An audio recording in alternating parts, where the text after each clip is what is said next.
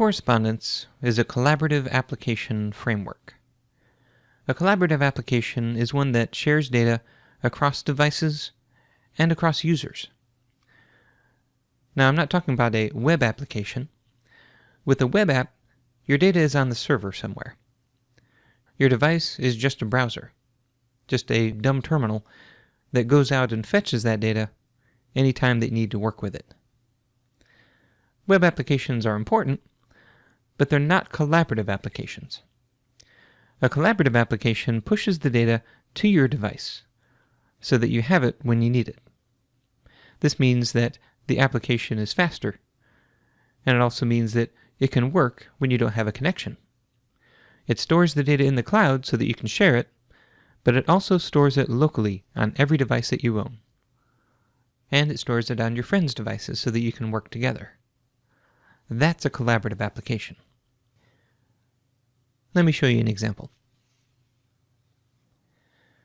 This application allows you to join a group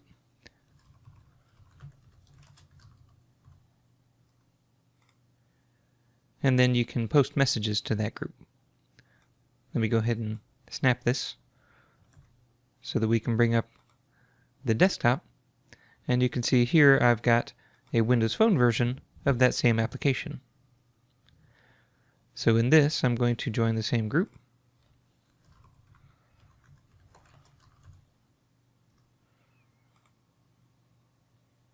And now these are both able to talk to each other. So any message that I post in this one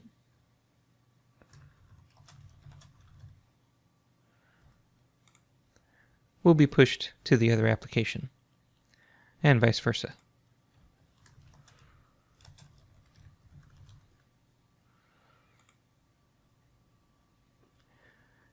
This is how a collaborative application works when the application can connect to the internet. But now let's go ahead and turn off the network connection.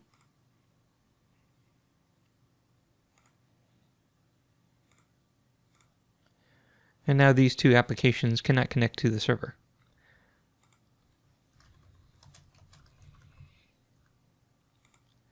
The user can still interact with the application because all of the data is local.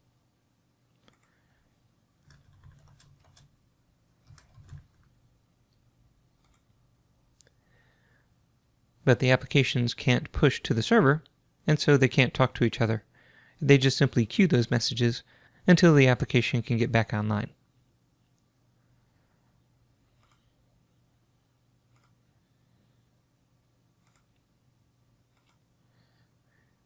Now, the Windows Phone emulator can't simulate the network coming back online, so I'll just start the app and start it back up again. And once I do so, it's able to pull down the message from the Windows application and push its message up to the server so that the Windows app can respond to it. This is how collaborative applications work when they're offline and then reconnect. Correspondence makes it easy to build collaborative applications. If you'd tried to build an application like this yourself without Correspondence, here's what you would need to write. First, you would create a database. You would define the tables and the foreign key relationships, and then you would create a data access layer on top of that database. This might be Entity Framework or in Hibernate. And then you would write some WCF or REST web services to modify and query this data, and then put that in the cloud. Then you would generate a proxy and put this into your client application, and then write some service agent code to call the proxy. You bring that data into your view model, and then you write it to your model. To save your model, you create client-side storage using SQL CE or plain old XML. And then finally, you data bind your view model to some views so that you can display it on the device. Then there's the code for push notifications, queues, detecting when you have a network connection, and so on. If you're creating a collaborative application by hand, you are responsible for all of this code. I'm going to show you a new way of building collaborative applications. I'm going to show you how you can throw away the custom backend. and also throw away this custom local storage.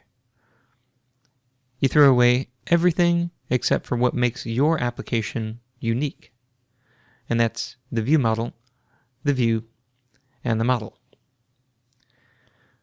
You need just one piece to take the place of all that boilerplate code, and that piece is correspondence. So what is correspondence?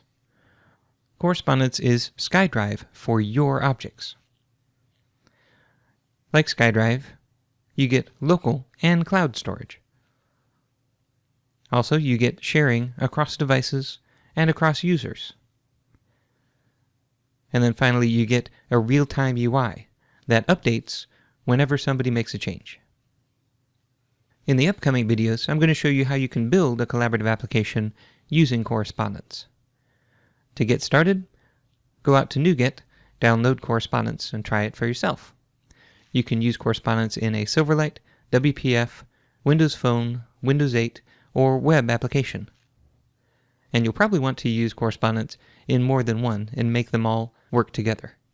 So download the package, watch the videos, and let's get started.